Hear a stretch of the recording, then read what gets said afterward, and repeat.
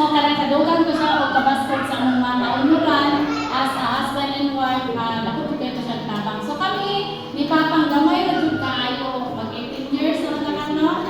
18 years kami, so gamay na kayo among akay, dahil na kayo may mga trials na nagian. Ang amo adun una dun nga, una dun na mo maiwasan, may kapuntanan niya inyong ipangingon, mawala mong buto siya. Kung kani, ako adun siyang iwasan ang pride para mahimong ligpon ang kaminyoon.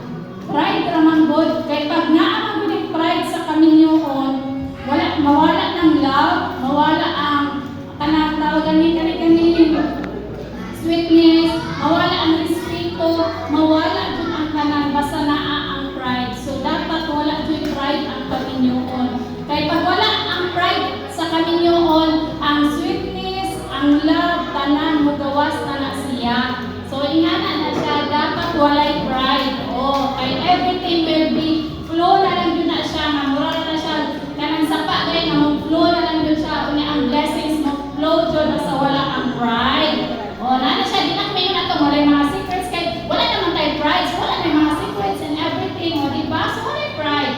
So ang ikaduha, para mabuntog na mo ang tentasyon sa kaminyoon, let God be the center of your relationship. Ginoo ra man gyud ato ang kinahanglan para mabuntog ang tanang tentasyon sa kaminyoon. Kay pag naa ang Ginoo, mahadlok man tag mabuhat o dili maayo.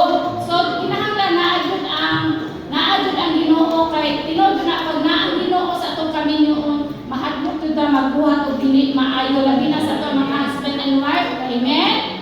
So mora to siya, dili kaayo natutas-on kay para daghan batagpuan, basta naadun sa 1 Peter 4:8, above all, keep loving one another earnestly, since love covers a multitude of sins. So love you, Papa. Love you so much. Kung unsa ta kay gigugma pag pag umpisa, mas labaw ka kang gihigugma karon. Ibalik ko, Proverbs 18:22 po. White man to na, pero swerte kay kung nakapay mo nas ka.